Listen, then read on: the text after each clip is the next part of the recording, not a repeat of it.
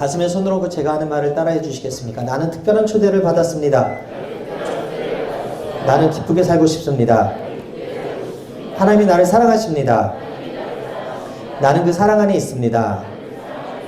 하나님이 오늘 나에게 말씀하실 것입니다.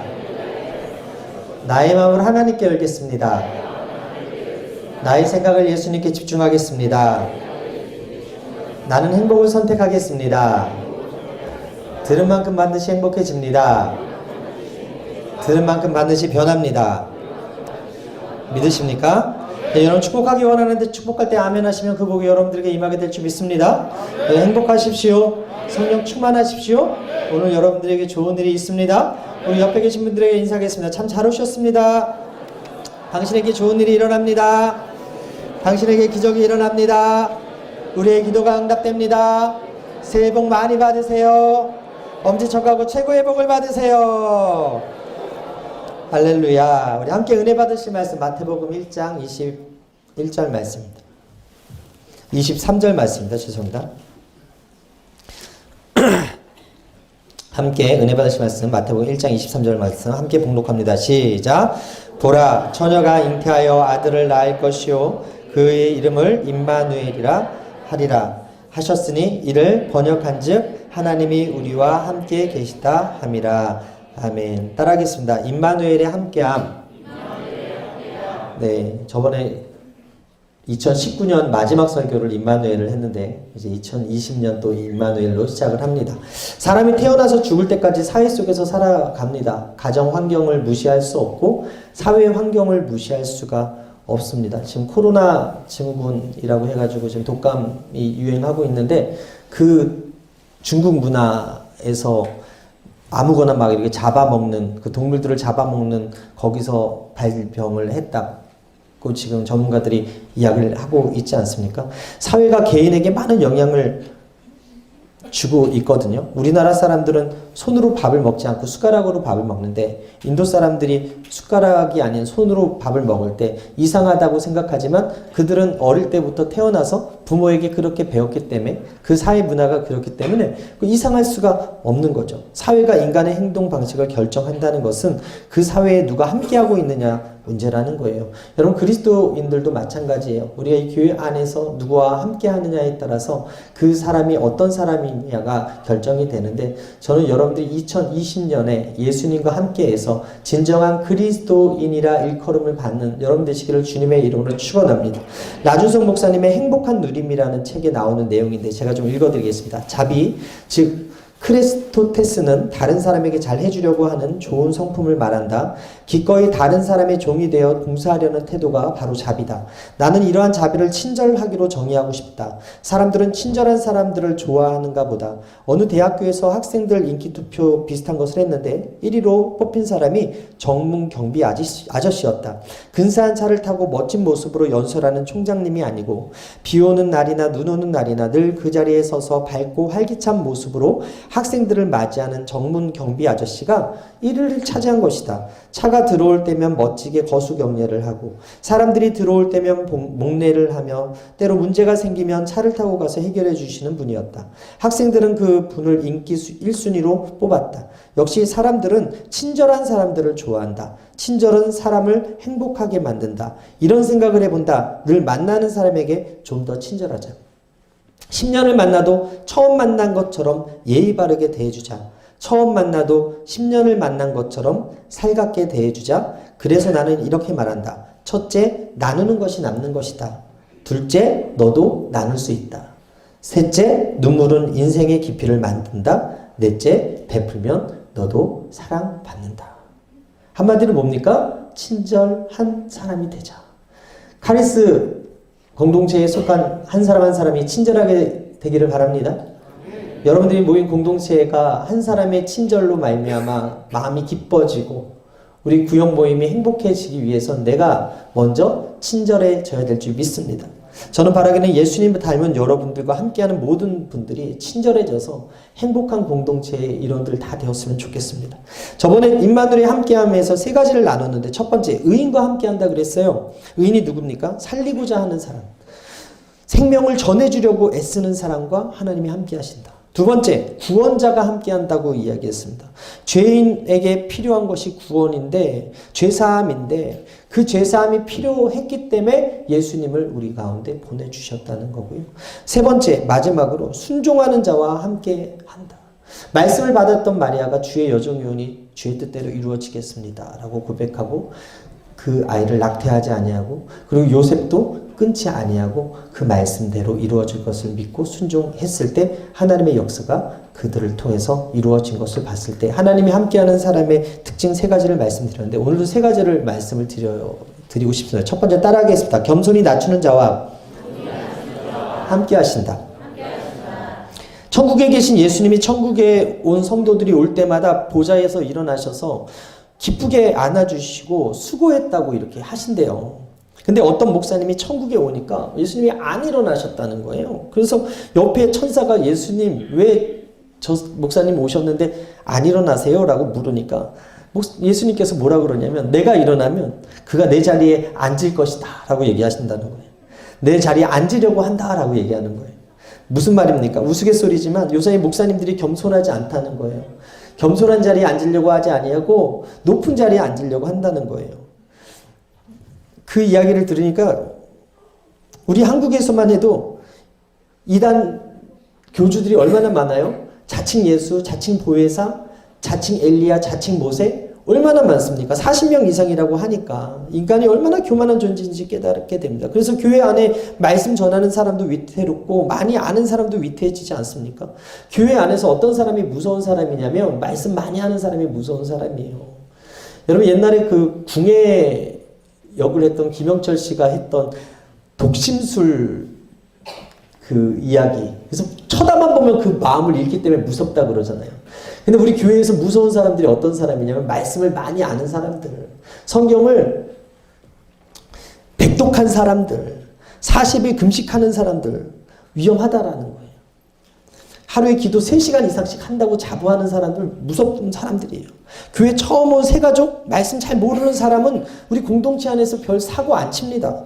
근데 말씀 좀 안다고 영적 권위에 불순종하고 교만한 사람들이 교회 공동체 안에서 문제를 일으키더라는 거예요. 특별히 직통 계신 받은 사람이라고 하는 사람들이 있는데, 이런 사람들은 절대로 목회 리더십에 순종하지 않고 주의 종의 권위에 도전하더라는 거죠. 여러분 어떻습니까? 스스로 보기에 겸손하십니까? 저는 2020년에 여러분들이 많이 알아도 겸손하게 되길 바라고, 많이 금식하셔도 겸손하게 되길 바라고, 많이 기도해도 겸손하게 되기를 바랍니다. 왜냐하면 예수님이 겸손하셨거든요. 임마누엘 되시는 예수님 어디 자리에 함께 하시느냐? 겸손한 자리, 어린아이와 같이 순수하게 자신을 낮추는 그 자리에 함께 하신다. 천국이 어떤 자의 것이냐? 어린아이 같은 자들의 것이다 라고 말씀하고 있는 거 아닙니까? 예수님의 탄생을 처음 접한 사람들은요, 낮은 지에 있었던 사람들이에요. 예수님 이 땅에 오셨는데 예수님은 사람들이 기대하는 방법으로 오시지 않았습니다. 인간이 상상치도 못한 방법으로 오셨어요. 요즘 우리가 어디 놀러 갈 때 콘도 예약하지 않습니까? 호텔 예약하지 않습니까? 근데 가난한 사람들은 호텔도 콘도도 예약하지 못하죠. 이 당시에 베들레헴에서 호적하러 왔던 요셉과 마리아가 호텔을 예약을 못한 거예요. 콘도를 예약을 못하는 거예요. 여관을 예약을 못한 거예요. 꽉 차 있었어요. 결국은 그 사람들이 가난했다라는 거예요. 부유한 사람들이 아니었다라는 거예요. 권력의 자리를 가졌던 사람들이 아니었다는 거죠. 그 부모 밑에서 태어난 예수님이 어디서 태어나셨어요? 마구간의 말구유에서 태어나셨어요. 인간이 상상하지도 못하는 방법으로 예수님이 오셨다는 거예요. 이 인간이 태어날 수 없는 곳에서 태어나신 분이 누구다? 예수님이었다는 거예요. 메시아 예수님께서 가장 낮은 곳에 임했다는 것은 우리가 왕으로 오셨는데, 메시아로 오셨는데, 그리스도로 오셨는데 가장 낮은 곳, 인간이 상상치도 못하는 곳에 오셨다라는 것은 예수님은 겸손 의 왕으로 오셨다라는 것입니다. 두 번째, 그 소식을 누가 전했습니까? 천사를 보내서 기쁜 소식을 알려주신 하나님이 선택한 사람, 어떤 사람이었냐면 왕궁에 있던 사람들이 아니었다는 거예요. 그 당시 기득권을 가진 정치인들이나 대제사장들이나 높은 사람들이 아니었다는 거예요. 바로 베들레헴 목동들에게 그 예수님 탄생 소식이 전해졌습니다. 여러분, 정보화 시대의 정보는요, 힘 있는 사람이 가지고 있습니다. 여러분, GTX A, B, C, D가 지금 이제 개통이 돼가지고 땅값이 들썩이고 있다고 하는데, GTX가 있는 곳에 땅값이 오를 것이다 라는 정보는 웬만한 사람들은 다 알죠. 지하철이 들어오는 곳에 땅값이 오른다는 건 웬만큼 다 안다고요. 그런데 그 계획을 짜는 사람들은 높은 사람들이라니까요. 그래서 한 번에 집값을 올릴 수 있는 능력이 있는 사람들, 땅값을 올릴 수 있는 능력이 있는 사람들은 어떤 사람들입니까? 권력자들이라니까요. 그래서 주식하는 분들은 그 정보를 사기 위해서 어떤 주가 우량주고 어떤 주가 급등주고 어떤 주가 돈을 많이 버느냐에 그 초미에 관심이 있기 때문에 그 돈 주고 내 강의를 들으라고 하는 사람들도 있잖아요. 우리가 유튜브를 보면서 공부를 하는 사람들도 있지만 비싼 수업료를 들으면서 정보를 살려고 하는 사람들이 있어요. 무슨 얘기냐면 정보가 곧 힘이라는 거예요. 여러분, 과거에 누구에게 정보가 집중되어 있었겠어요? 왕궁에 집중되어 있었을 거예요. 높은 사람들이 모여 있었던 그 왕궁 문화에서 정보가 있었을 거라는 거예요. 오늘과 다를 바 없이. 그렇다면 왕 중의 왕, 그토록 기다리던 메시아, 그리스도가 태어난다는데 누가 먼저 알아야 되냐? 왕궁 사람들이 먼저 알고 있었어야 된다라는 거죠. 그런데 하나님은 놀랍게도 그 당시 가장 천한 사람들에게 알려줬다는 거예요. 여러분, 목자들은 양과 함께 들을 지키던 사람들이었어요. 그래서 소식이 어떻게 보면 가장 늦은 사람들이었어요.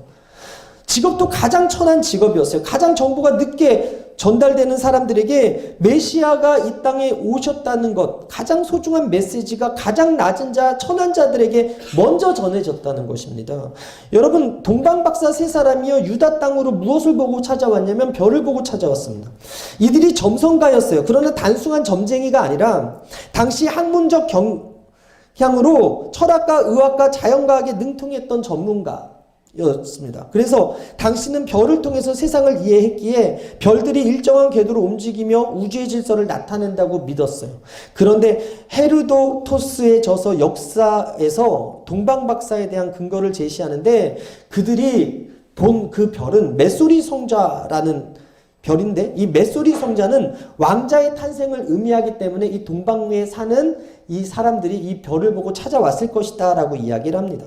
박사들은 별을 봤고 큰 왕이 오심을 알았고 그래서 별을 따라서 예루살렘에 있는 팔레스타인까지 갔어요. 그런데 왜 이들이 엉뚱하게도 베들레헴에 가지 아니하고 예루살렘으로 갔는가? 태어날 왕이 당연히 왕궁에 있을 거라고 생각했던 거예요. 내 생각에는. 짐작했기 때문에 별은 예루살렘으로 비치지 않았는데 베들레헴으로 비쳤는데 그들이 생각할 때는 예루살렘의 왕이 당연히 태어날 거라고 믿은 거예요. 헤롯 왕과 온 유대 사람들이 이들의 말을 듣고 소동했어요. 마태복음 2장 1절 이하에 헤롯 왕 때에 예수께서 유대 베들레헴에서 나심에 동방으로부터 박사들이 예루살렘으로 이르러 말하되 유대인으로 왕으로 나신 이가 어디 계시냐? 우리가 동방에서 그의 별을 보고 그에게 경배하러 왔노라 하니 헤롯 왕과 온 예루살렘이 듣고 소동한지라. 재미있는 사실은 별이 왕궁을 비치지 않았다니까요. 정보력이 많이 있었고 어떻게 보면 메시아가 오신다는 소식을 제일 먼저 접해야 될 사람들이 동방박사의 이야기를 듣고 소동이 벌어졌다라는 거예요. 왜 이들이 몰랐을까요? 왜 이들은 그 정보를 먼저 듣지 못했을까요? 결국 하나님이 어떤 분이냐를 알아야 된다는 거예요. 하나님이 어떤 사람에게 메시지를 주냐, 하나님이 어떤 사람에게 복음을 들려주느냐, 하나님이 어떤 사람에게 기쁨의 소식을 흘려보내시느냐를 우리가 알아야 된다는 거예요. 재미있는 사실은 별이 비친 곳이 왕궁이 아니라 마구간이었다. 그리고 그 소식을 들은 사람은 정보력이 제일 늦고 한밤중에 양을 지키던 목자들이었고 유대인들이 무시했던 이방인 박사들이었다. 진리를 교만한 자들에게는 숨기셨고 진리를 겸손한 자 그리고 고대하는 자들에게 갈급한 자들에게 소망하는 자들에게 보이셨다. 여러분 헤롯은 제사장들을 부르고요. 그리고 서기관들을 불러서 물어요. 야, 말씀에 그리스도가 어디서 날 거라고 했니? 그랬더니 미가서 5장 2절을 찾아서 예루살렘이 아니라 베들레헴에서 난다고 예언이 되어 있습니다. 미가가 이미 700년 전에 예언을 했습니다.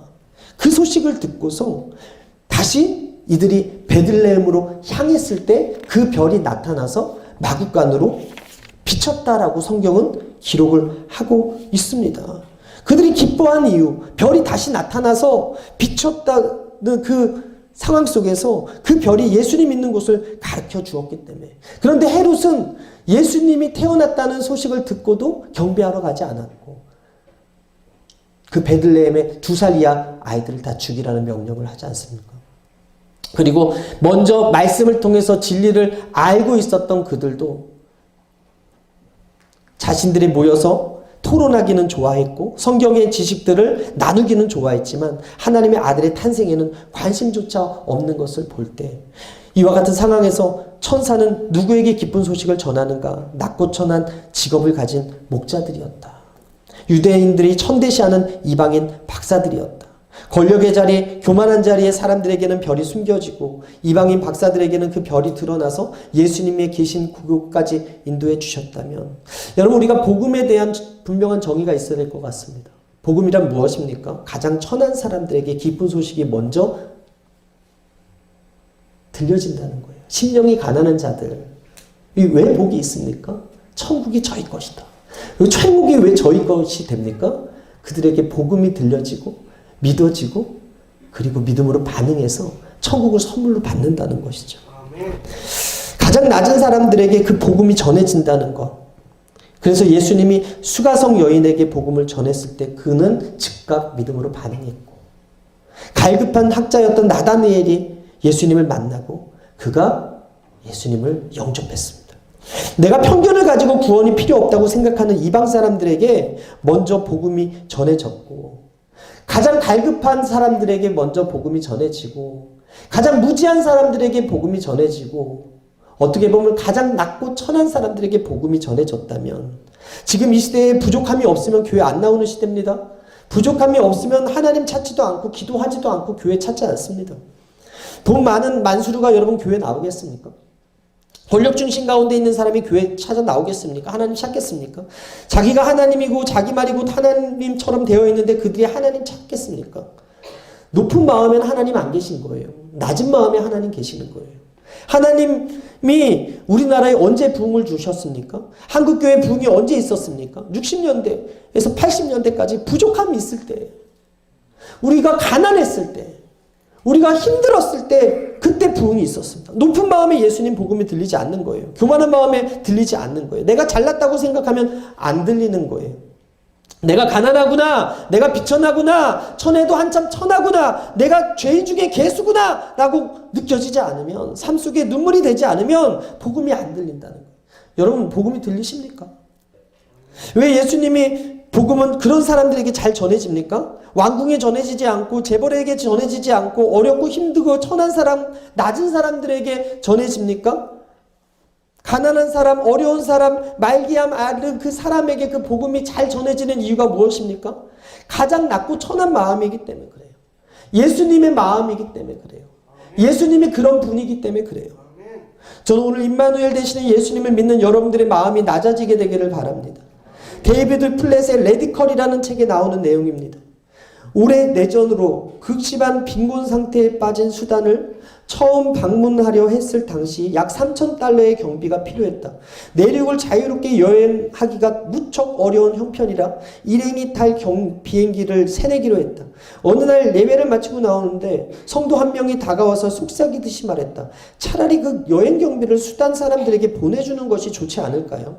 목사님이 열흘 정도 함께 있어 주는 것보다 그 편이 더 도움이 될 것 같은데요. 그 말을 붙들고 나는 깊이 고민했다. 고민은 수단에 도착할 때까지 계속됐다. 그 고민은 현지에서 앤드류라는 젊은이와의 대화를 나누면서 비로소 풀렸다.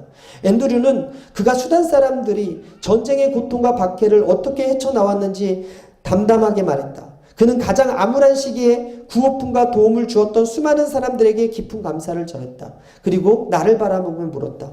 그런 도움에 감사하면서도 우리가 누구를 진정한 형제라고 생각했는지 아십니까? 누구죠? 가장 어려울 때 함께 있어준 사람들이죠. 목사님 여기까지 오셔서 함께 해주시니 감사합니다. 사랑하는 여러분, 함께하는 것을 돈으로 때우는 구제보다 먼저 하게 되기를 바랍니다. 네, 그래서 우리가 선교 나가야 되고요. 그래서 우리가 낮은 마음을 가지고 낮은 자들과 함께 해야 됩니다. 로마서 12장 5절에 2020년 하나님께서 나에게 주신 말씀이 즐거워하는 자들과 함께 즐거워하고 우는 자들과 함께 올라가거든요. 늘 이 밤에 여러분 낮은 마음이 있기 때문에 여러분들이 이곳에 오시는 거예요. 그리고 이 자리에 하나님의 말씀이 들려지는 건 내 마음이 낮아져 있기 때문에 그래요. 내가 겸손히 낮출 때 임마누엘 되시는 하나님이 저와 여러분들과 함께 하신다는 그 사실을 믿으시고 내 삶에 예수님이 크게 보이기 원하신다면 내 마음을 하나씩 낮추시게 되길 바랍니다. 그럴 때 함께함이 여러분들에게 보이게 될 줄 믿습니다. 두 번째, 따라합니다. 말씀으로 함께 하십니다. 창세기 1장부터 요한계시록 22장까지 성경 전체를 통해서 하나님이 어떤 분이다 라고 규정하실 때 하나님은 말씀하시는 하나님이세요. 창세기 1장 3절에 빛이 있으라 하니 빛이 있었습니다. 요한계시록 22장 20절에 내가 진실로 속히 오리라 약속하셨습니다. 하나님은 늘 말씀을 통해 우리에게 약속하시는 거예요. 처녀 마리아에게 찾아오셔서 말씀하셨어요. 아들을 낳으리니 이름을 예수라 하라. 그랬더니 예수님 자체가 곧 말씀으로 말씀의 성취로 우리 가운데 오셨습니다. 요한복음 1장 14절에 말씀이 육신되어 우리 가운데 거하심에 우리가 그의 영광을 보니 아버지 독생자의 영광이요 은혜와 진리가 충만하더라. 말씀이 육신되었다는 것이 복음의 진수죠. 예수님이 예언의 말씀의 성취로 태어나신 분이에요. 동방박사 세 사람은요 대제사장과 서기관들에 의해서 미가서에 기록된 말씀을 근거로 베들레헴에서 왕이 나실 것을 알게 되거든요. 마태복음 2장 5절에 기록되어 있는 대로 그들이 베들레헴으로 말씀을 근거해서 찾아가게 됩니다. 말씀이 그들의 앞길을 인도해 줬고요. 마태복음 2장 12절에 그들이 예수님을 만나 경배한 후에 꿈을 꾸게 되는데 헤롯에게 돌아가지 말라는 지시함을 받습니다. 한 사람이 꾼 꿈이 아닙니다. 세 사람이 동시에 지시함을 같이 받고요. 헤롯에게 돌아가지 않습니다.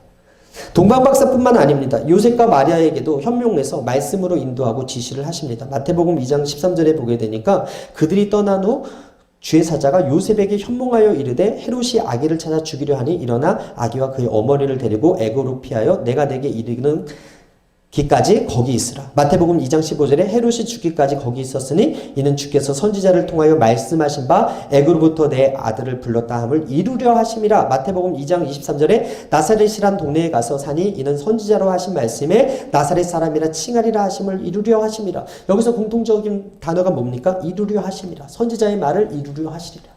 예수님의 태어나신 것 자체가, 예수님의 사역 자체가 선지자의 말을 이루려 하십니다. 하나님은 말씀하시는데 실현하지 않으세요. 하나님 말씀하시면 이 땅 가운데서 우리 삶 가운데서 지금 여기서 이루시는 하나님이심을 믿으시게 되길 바랍니다. 예수님의 탄생을 미리 예언한 수많은 선지자의 말씀을 이루려 하시기 위해서 탄생하시는 분이 예수님이셨다는 거예요. 하나님은 지금도 약속하시고 말씀하시고 이루시는 하나님이십니다. 여러분, 하나님께서 모세를 보내시기 전에 약속하셨어요. 내가 반드시 너와 함께 있으리라. 그리고 그가 이스라엘을 이끌고 40년 광야 생활하는 내내 모세와 하나님을 함께 해주셨습니다. 내가 너와 함께 있을 거야 라는 그 약속, 임마누엘의 약속은 이렇게 모세에게 주어진 위대한 약속이 되었습니다. 오늘도 하나님은 하나님의 사람들에게 이 예배의 자리에서 말씀하시는 하나님이세요. 두려워 말라. 이사야 41장 10절에 내가 너와 함께함이라. 놀라지 말라. 나는 내 하나님이 됨이라. 내가 너를 굳세게 하리라. 참으로 너를 도와주리라. 참으로 나의 의로운 오른손으로 너를 붙들리라. 이사야 43장 2절에 내가 물 가운데 지날 때에 내가 너와 함께할 것이라. 강을 건널 때에 물이 너를 침몰하지 못할 것이고 내가 불 가운데 지날 때에 타지도 아니할 것이고 불꽃이 너를 사르지도 못하리라. 시편 23편 4절에 내가 사망의 음침한 골짜기를 다닐지라도 해를 두려워하지 않을 것은 주께서 나와 함께 하시리라. 주의 지팡이와 막대기가 나를 안위하시리라. 하나님의 사람들에게 명령과 소명을 주시고 가라 하실 때 혼자 가라고 하지 않으신다는 거예요. 하나님이 함께 하신다는 말씀을 주시고 힘을 내라고 이야기하는 거예요. 두려워하지 말라고 하는 거예요. 혼자가 아니라고 이야기하는 거예요. 여러분, 우리가 카리스 2019년에 송구영신 때 이 자리에서 여러분 말씀을 뽑은 걸로 알고 있는데 2020년 송구영신 예배 때 그 말씀이 여러분들에게 부담이 될 수도 있고 좋은 말씀일 수도 있고 격려가 되는 말씀이 될 수도 있고 위로가 될 수 있는 말씀이 있고 어떻게 보면 이거는 좀 버렸으면 하는 말씀이 있었을 수도 있을 것 같아요. 그런데 재밌는 게 어떤 자매가 로마서 12장 11절 말씀을 뽑은 거예요. 부지런하게 게으르지 말고 열심을 품고 주름 설기라. 근데 디나이 한 거야. 부정한 거야. 이거보다 더 좋은 말씀이 있겠지 하고 여기서 뽑아서 이거를 다시 뽑았는데 이 말씀이 똑같이 나왔다는 이야기를 듣고서 야, 하나님은 확실한 분이세요. 확인사살까지 저렇게. 우리를 축복하시는 말씀에는 우리는 기뻐합니다. 헌신하라는 말씀에는 부담스러워합니다. 나보다는 저 사람이 뽑았으면 좋겠다. 이 말씀은 저 사람한테 어울린다라고 생각합니다. 그러나 하나님은 때를 따라 돕는 은혜를 주시기 위해서 말씀을 주시는 분이세요. 어떤 말씀을 뽑았든지 우리에게 필요한 것은 그 말씀이 이루어질 것을 믿고 주의 종이오니 주의 여종이오니 말씀대로 이루어지이다라고 고백하는 것이 중요하다는 거예요. 예수님이 마귀의 시험을 물리친 것도 하나님 말씀이었어요. 마태복음 4장 10절 함께 읽을까요? 시작. 이에 예수께서 말씀하실 때 사탄아 물러가라 기록되었을 때 주 너의 하나님께 경배하고 다만 그를 섬기라 하셨느니라. 예수님이 하나님 말씀으로 나셨고 말씀이신 그분이 말씀으로 사탄을 이기셨다면 오늘 우리에게 필요한 것은 하나님의 말씀임을 믿으시게 되길 바랍니다. 우리의 눈물과 노력과 의지와 힘으로는 악한 영을 절대로 이길 수 없어요. 마귀가 두려워하는 것은 결코 세상이나 권력이나 명예나 물질이 아니라 하나님 말씀이에요. 우리가 말씀대로 살 때 사탄은 무조건 집니다. 따라합니다. 내가 말씀대로 살 때 나는 무조건 승리한다. 그래서 사탄은 말씀을 가까이 하지 못하게 해요. 말씀대로 살지 못하게 해요. 말씀을 의심하게 해요. 말씀에는 관심 없이 다른 것에 열심하게 해요. 잘못된 것을 바로잡기를 원하시기에 하나님은 늘 말씀하시는데 우리가 다른 일로 분주하고 바빠서 말씀대로 살지 못하게 한다라는 거예요. 내가 큐티하는 게 왜 중요합니까? 새벽을 깨어 나와서 말씀 듣는 것이 왜 중요합니까? 성경으로 돌아가는 것이 왜 중요합니까? 바로 하나님이 말씀하시는 하나님이시기 때문에 그래요. 사탄은 말씀을 어떻게든 못 들으려고 좀 더 잘하고 하고 좀 더 졸라고 하고 가지 말라고 하는데 하나님은 어떻게든지 깨워서 설날 전날 밤에도 이렇게 와서 말씀을 듣게 하시는 하나님이시라는 거예요. 여러분 말씀을 깨닫고 말씀 안에 거한 사람은요 내 기분대로라면 나쁜 말을 퍼붓고 싶어도 하나님 그러지 말라고 하시면 말씀대로 하지 않는 것, 이것이 하나님이 하시는 자의 모습이에요. 세상을 이기는 비밀은 말씀이에요. 말씀이 어떨 때는 용서하라고 하고 어떨 때는 게으르지 말라고 하고 어떨 때는 고난을 감당하라고 하고 어떤 때는 핍박과 유혹을 견뎌내라고 하고 어떤 때는 구제하라고 하고 어떤 때는 전도하라고 하고 어떤 때는 선도하라고 하고 그때마다 순종하고 하나씩 내 것으로 삼을 때 그때 비로소 능력 있는 임마누엘의 삶, 하나님이 함께하는 자의 표적들이 나타나기 시작된다는 것입니다. 베드로는 실패한 사람이었지만 예수님께서 말씀하셨어요. 내 양을 먹여라. 내 양을 치라. 이 말씀을 받은 순간에 사명의 말씀을 받은 후에 그가 어떻게 됐습니까? 오순절 마가 다락방에서 성령 충만받고 성령과 함께하는 자의 표적이 그에게 나타난 거예요. 우리 사도행전 5장 15절 함께 읽겠습니다. 시작. 심지어 병든 사람을 메고 거리에 나가 침대와 요유에 누이고 베드로가 지날 때 혹 그의 그림자라도 누구에게 덮일까 바라고 예루살렘 부근에 수많은 사람들도 모여 병든 사람과 더러운 귀신에게 괴로움을 받는 사람을 데리고 와서 다 나음을 얻으니라. 여러분 임마누엘 되시는 하나님은 오늘 우리의 말씀을 주시고 그 말씀대로 사는 사람들에게 능력을 주시는 좋으신 하나님이심을 믿으시게 되기를 바랍니다. 시편 119편 10절 함께 읽겠습니다. 시작. 주의 말씀은 내 발의 등이요 내 길의 빛이니. 말씀을 주시는 분이 내 인생 가운데 빛으로 함께 해주시겠다는 거예요.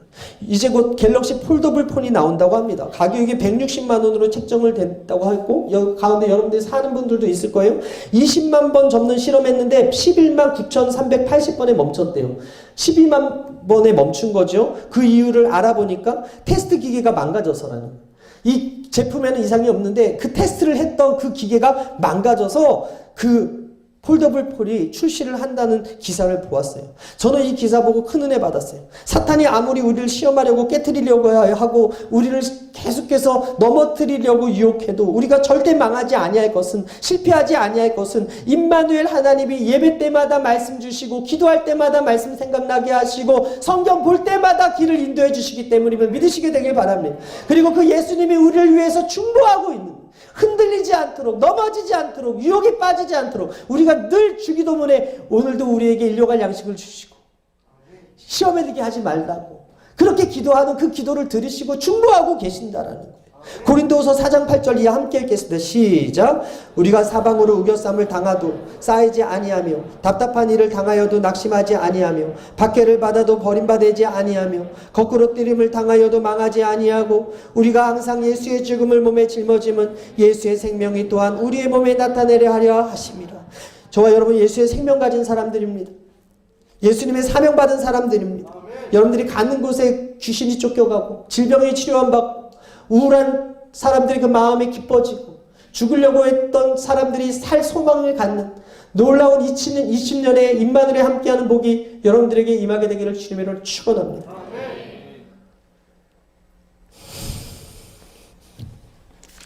마지막은 성령으로 영원히 함께 하신다. 이 말만 하고 마칠게요. 어떤 사람이 일본을 되게 싫어했어. 일본을 싫어해가지고. 지금도 우리가 노제팬 해가지고 일본 가지 않습니다. 일본 사지 않습니다. 뭐 그런 걸 하긴 하는데 이분이 하나님이 성령께서 일본을 품는 마음을 계속 주셔서 계속 디나이를 하는 거예요. 싫은 거예요. 싫었어. 그런데 기도원 표적을 여러분 아시죠? 양털 시험. 이 사람이 양털 시험을 했어요. 500원짜리를 딱 던져서 500기 나오면 내가 가겠습니다. 10번을 던지는데 10번 다 나오면 갈게. 이게 얼마나 교만한 시험입니까? 10번을 던졌는데 10번이 나오면 확률적으로 여러분 한번 계산해 보면 엄청나게 안 나올 확률인데요. 8번을 던졌는데 500이 나왔대. 그리고 한 번 던졌는데 이게 떨어져가지고 침대 밑으로 들어가서 이렇게 끌어서 놨더니 500이 또 나왔대. 그리고 그 사람이 마지막을 던졌을까요? 안 던졌을까요? 안 던졌대요. 무서워서. 그리고 일본으로 가서 사역을 했다는 이야기를 들었습니다. 여러분, 하나님은요, 성령께서 우리의 앞길을 인도해 주시는 하나님이에요. 바울도 성령의 음성에